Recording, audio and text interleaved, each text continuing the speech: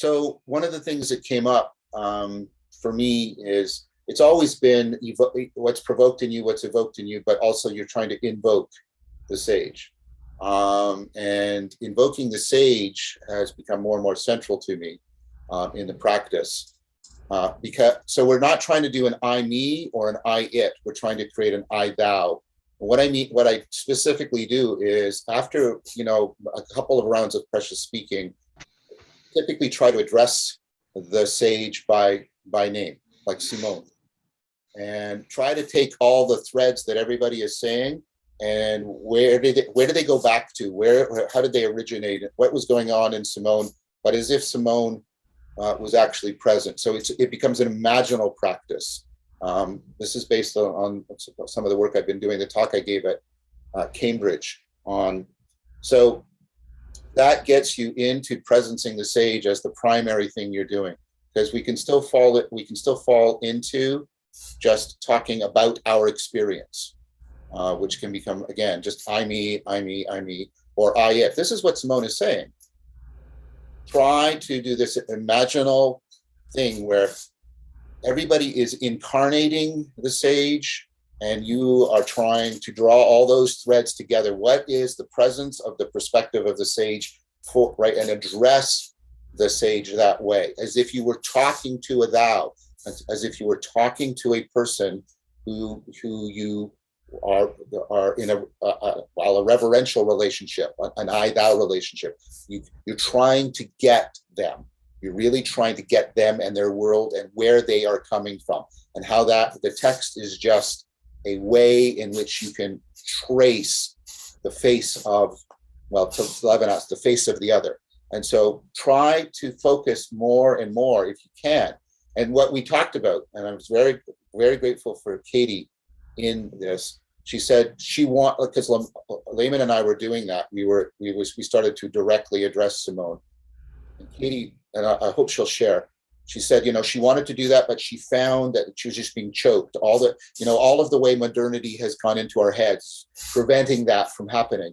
And what I want to say to all of you, because this is what's coming now in the fore of the practice for me, in the development of the practice, is challenging that choke is where you will tap into most of the transformative power of this practice. Because you won't want to do it because it feels weird and strange. But if you're not at the horizon of the weird and the strange, you're deeply still within your comfort zone. I just wanted to put that out there. Again, of course, you want to be sharing what's being evoked in you, what's being provoked in you, but do not forget the invocation. The evocation and the provocation are for the sake of the invocation. So I just wanted to put that out there.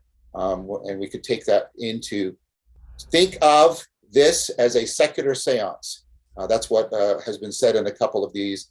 When I've done philosophical fellowship with other people, they said, this feels like a secular seance. And in very real sense, it is. Imaginally, you're not losing your mind or anything. This is an imaginal practice. Okay? I just wanted to really emphasize that, because for me, that has been coming to the fore of where the transformative potential of this practice can be found. The I thou, rather than the I me or the I it, the I thou, the real I thou. Katie, did you want to add anything to that? Yeah, thank you. Thank you, John.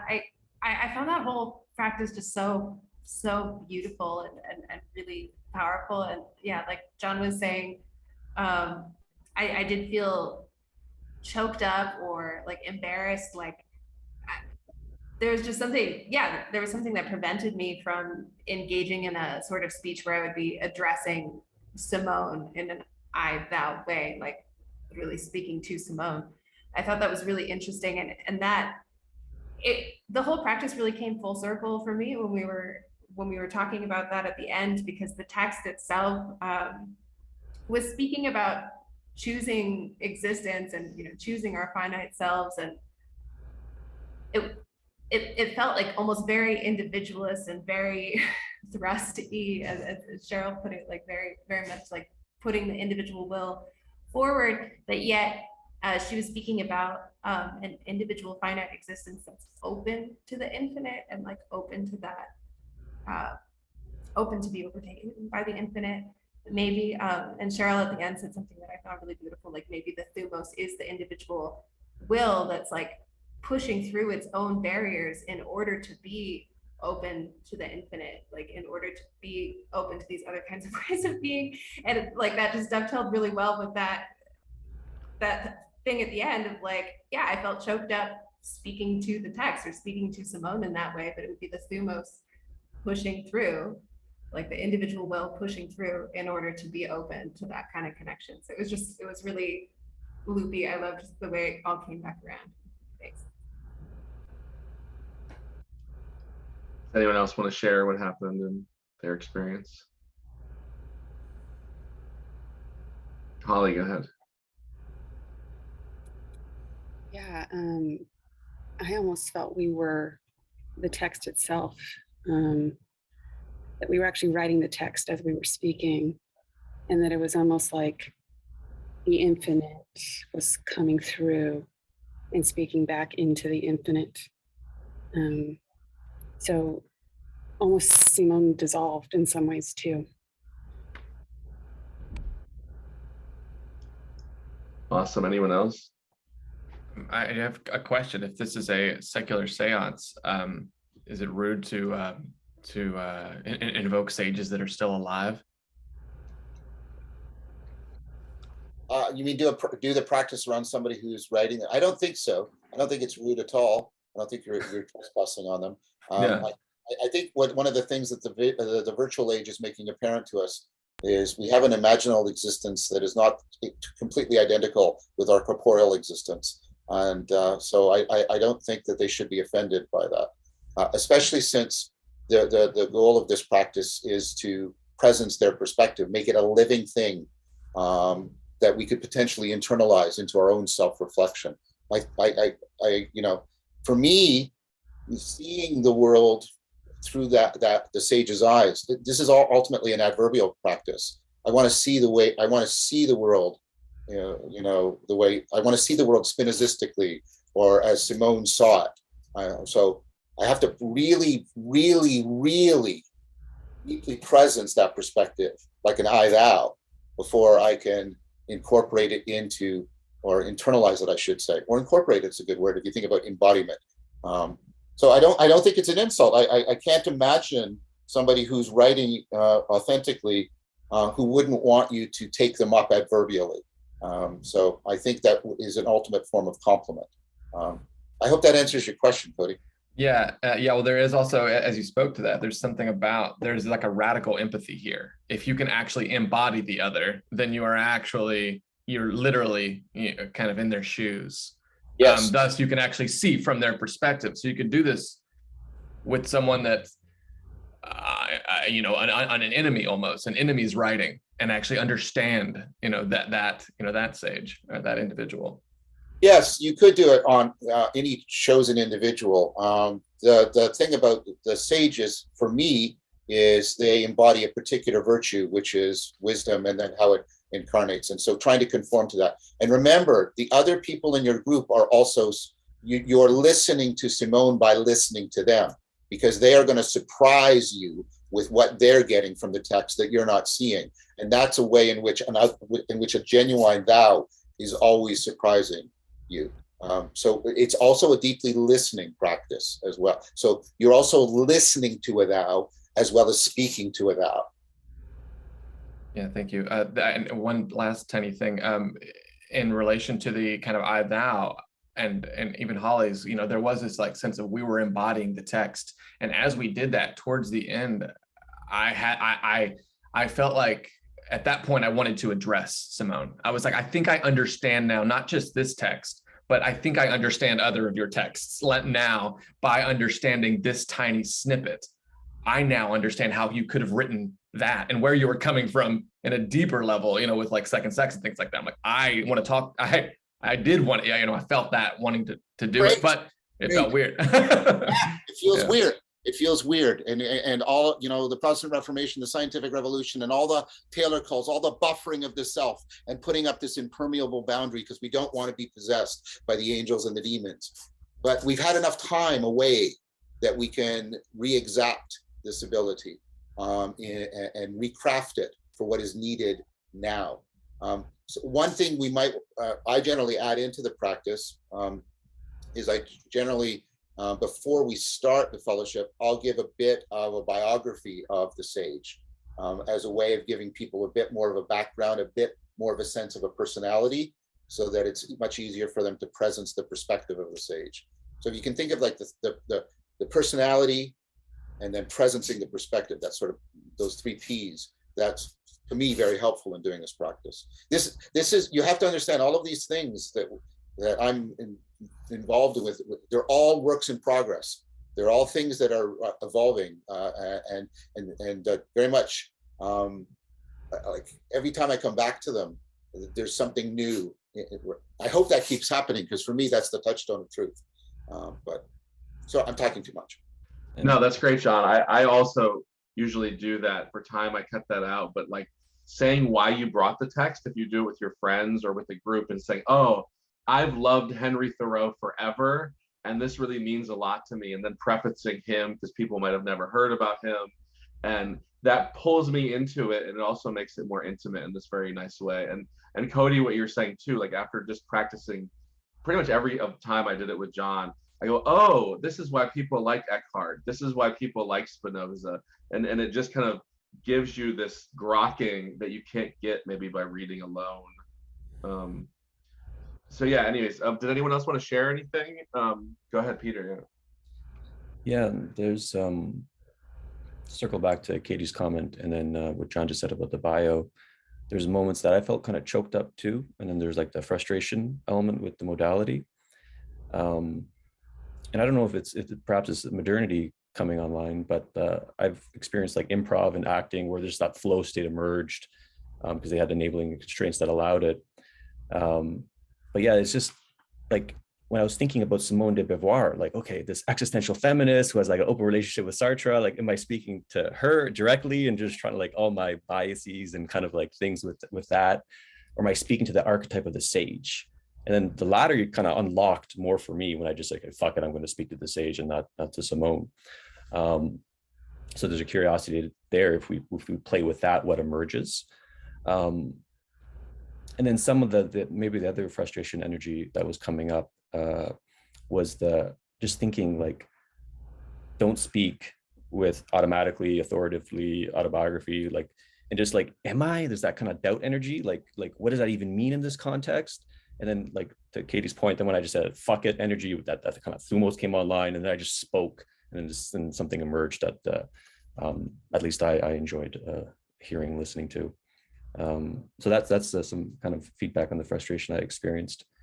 And then the other thing that I'll comment that I noticed in our group, anytime someone asked a question, there was like just prolonged silence at the end, because there's this kind of like desire to answer it, and then that kind of like was counterintuitive to the whole kind of process.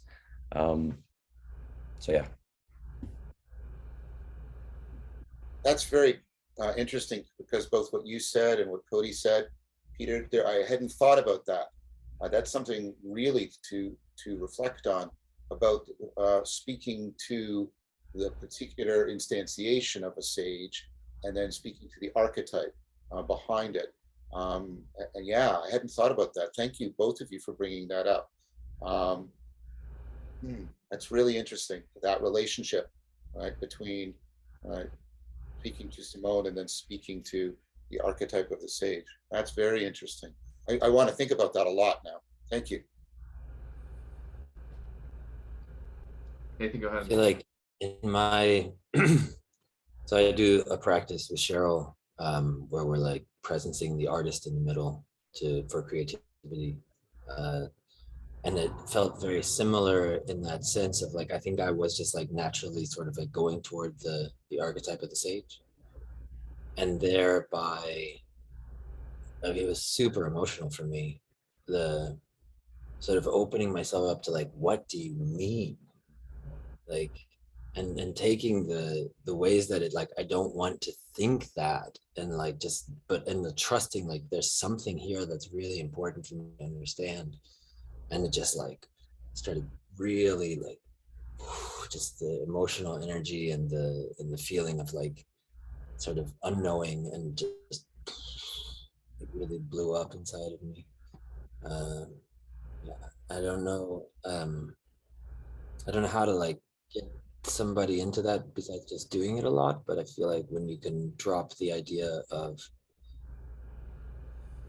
the self being the only presence, something like that really like, opens up a different space.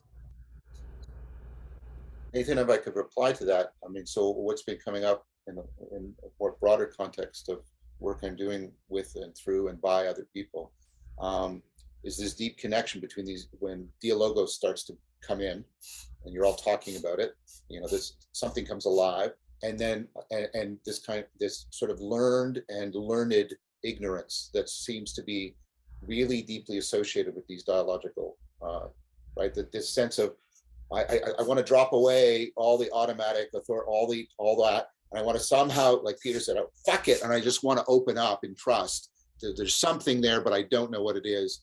I like that. Yeah, that's also something I think really, really crucial. Getting to that place again where you like you're being drawn beyond everything you have a prepared way of talking about. That is really, really crucial. Rick, go ahead.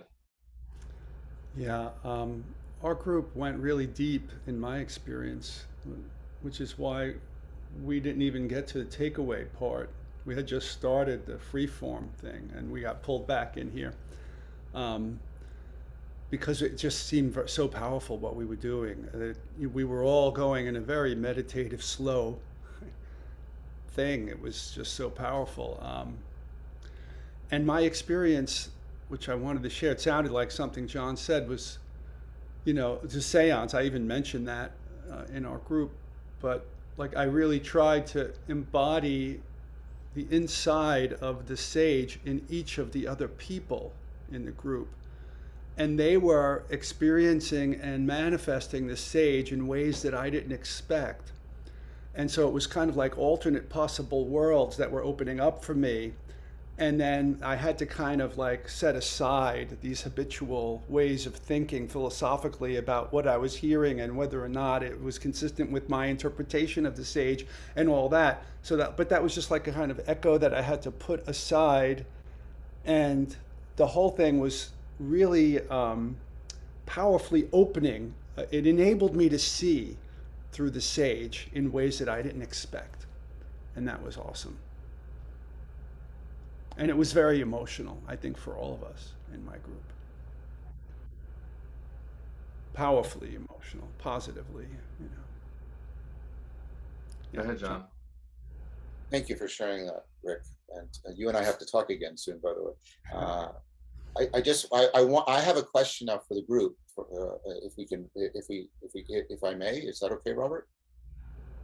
So Yeah, one of the things that I found is, right, I found that people were embodying Thumos, that gave me ways of thinking about Thumos that I had not thought of before. Like, you know, the self-possession that Simone talks about, but the way everybody was wrestling with the tensions of self-possession and participation. And I thought, oh, maybe that's a better way of understanding Thumos.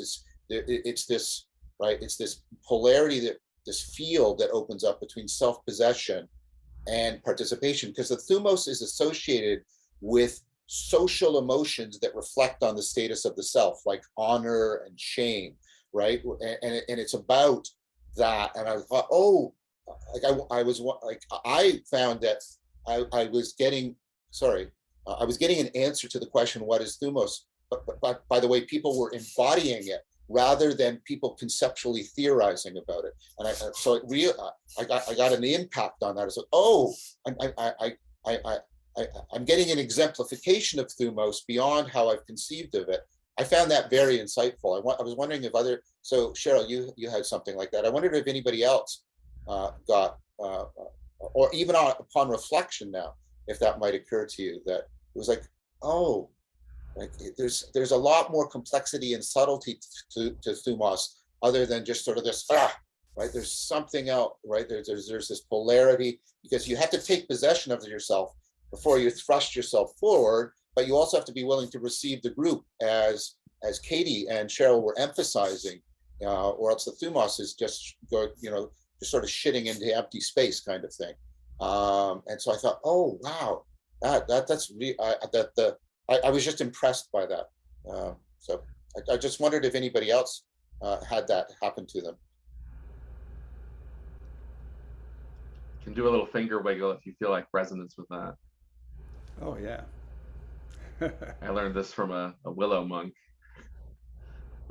So that was great. Like, yeah, I think what John said was really cool, that like part of the practice that's so great is not just being able to participate and do it in that kind of more embodied way, but watching people do it and trying to incorporate them doing it. And it's the fact that there's more than one person, or more than even two, really lets you watch a lot more than if it's even just one or two people. And the dynamic, it's such a powerful practice. We're all just kind of like in a dance together, where you can't elbow your neighbor, but you can't not dance too. So you're kind of forced into this little space to participate in so many different ways. Did anyone else want to share anything? Yeah. Go ahead, Rick. Yeah, at one point I even said something like, the way that we're all reflecting each other feels somehow or another like we're instantiating this Thumos thing. I couldn't explain it, but I sensed it very powerfully. And I think Holly said something about being recognized and stuff. So there was other things that were being said that sounded like Thumos was going on also, not just what I said. So it was present in our thing. That's amazing, Rick. Like, I'm really interested in this dimension of intelligibility. That's this phenomenological exploration and disclosure that's happening sort of independent of a top-down conceptual definition, or at least it's more foregrounded than any top-down conceptualization that's going on. Like, that to me is really powerful. I hadn't had any exposure to the idea of Thumos before this practice, but I came to understand it, or have this now new understanding through witnessing others, like we said, but then also through the text itself. I kept coming back to that idea of choosing your finite existence, which is like kind of a young thing, but that finite existence which is open to the infinite. And then she goes on to talk about like how that individual who understands these things doesn't need, I don't think the word was permission, but Paradise. Doesn't need paradise. Yeah, doesn't need paradise, and also didn't need any, like, it was validation or something like that from Yeah, the they external. say doesn't need any external guarantee in order to be sure of their goals. Mm-hmm. But yet still open to the infinite. And to me, plus what we were doing, plus everything, that really informed my now idea of Thumos that I have. Yeah, this idea of like a group ecstasy or a group ritual is so rare right now, but like in no other time in history. And just participating in such a more visceral, spontaneous, collaborative way. It's like we're all I like the image of the Chinese dragon that everyone's in underneath, all kind of moving around, or like the front half of the horse and the back half of the horse in the cartoon that they're trying to like coordinate, because it's you can't do it alone. This couldn't be imitated alone, but like everyone's saying, like, I'm learning about Thumos just by spending an hour together in this practice. So I don't want to hold everyone late, so we'll just ditch the second practice. But this was a lot of fun. Yeah, go ahead, Cheryl.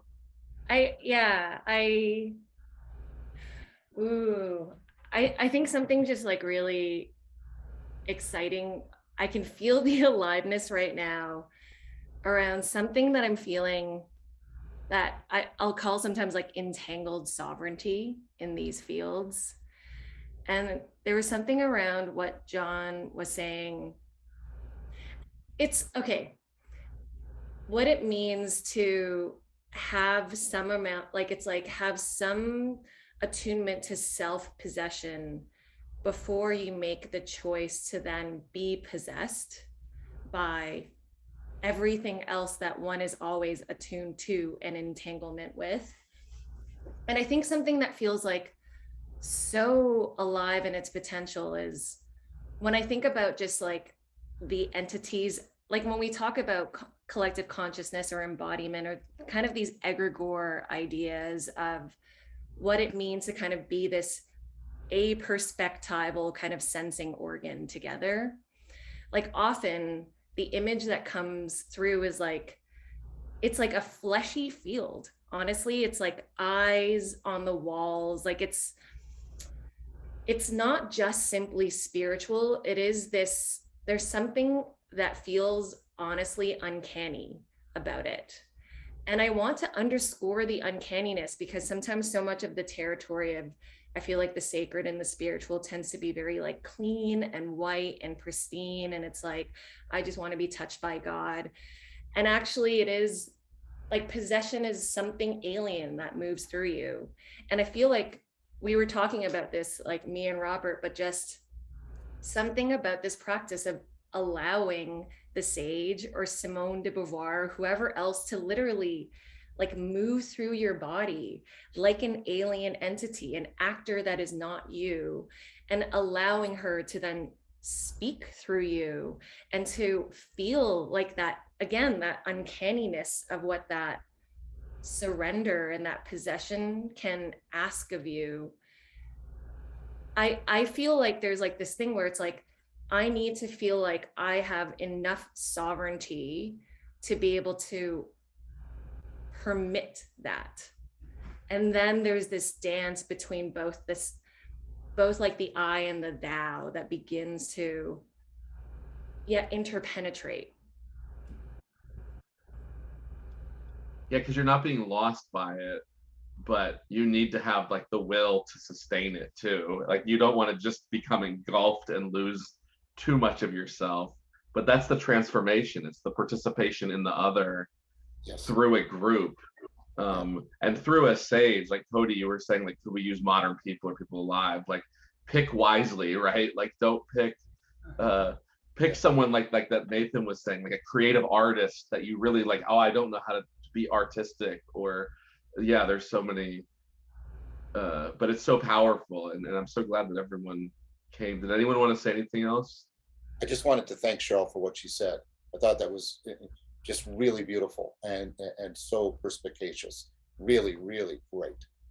Yeah, it's always I thou, right? This is not this, right? There's that polarity, and that polarity is what creates the field. But what you said, Cheryl, was fantastic. Piggyback on what Cheryl says. What came up is might be some good techniques from systemic constellations and family constellations infused in this practice, because they have techniques to how to step into a role, like an archetype, and then how to step out of it, and then how to adjust the volume, as they call it. So that might be good to afford greater agency if we're like stepping into like an archetype of the sage. So we're consciously doing it, stepping out of it, knowing how to adjust it. Here's a session at the Stoa where they give examples of it. Thank you, Peter. I think there's a lot of modalities that would be helpful. I'd like to learn more about what you said, like IFS and Gestalt therapy, empty chair techniques.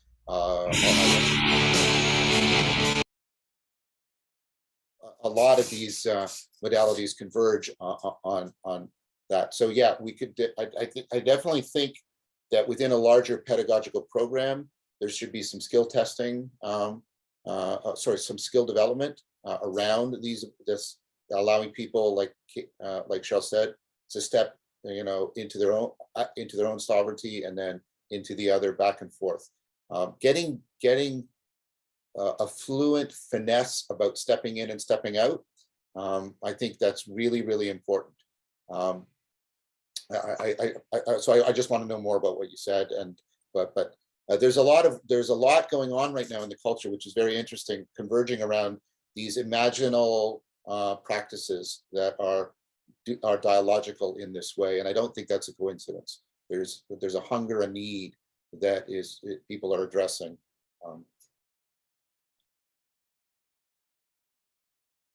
Yeah, I think if Layman was here, he'd probably talk about like the skill of stepping into another situation, but then also pulling out and not just watching some news station for 8 hours to become possessed by it completely, but the need to go into spaces that you're not comfortable in.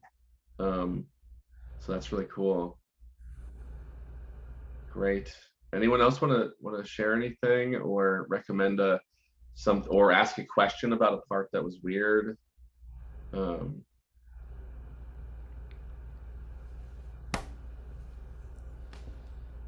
excellent. I don't know. Oh, go ahead. Yeah.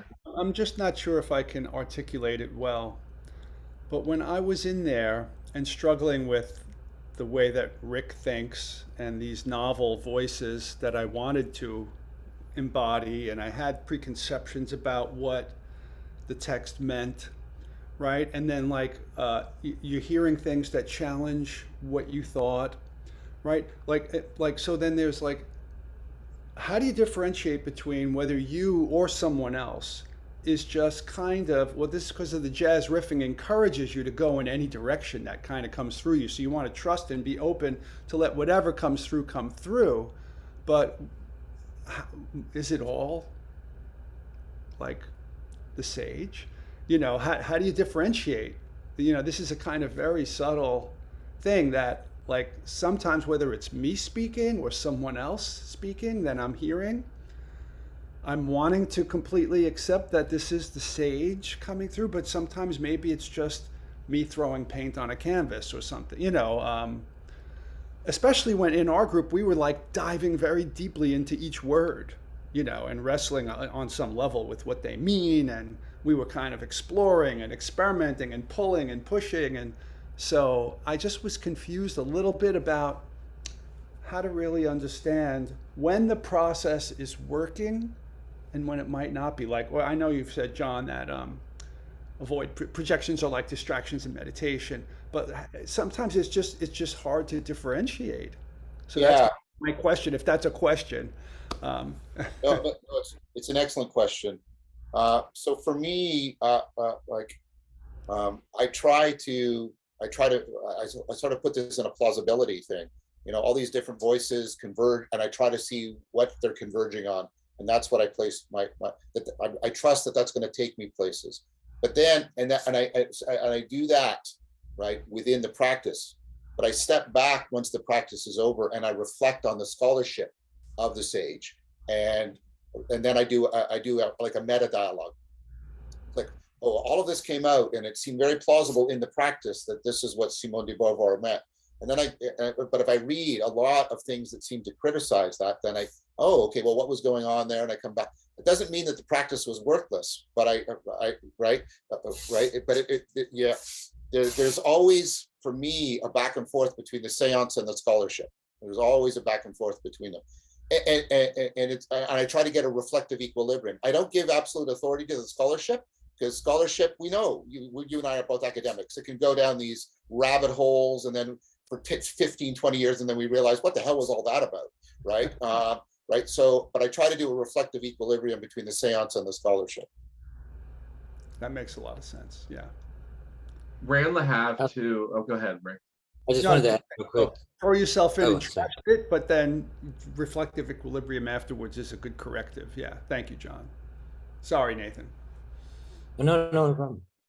I just wanted to say, in a separate thing where we're not really dealing with scholars, but just creative practice, there was something that Ria Bach said to us in a conversation about it that really struck me, which is that, like, and just like, I'm not quoting her here, but just saying, like, this is what it brought up in me, was that there's a way in which this is an encounter.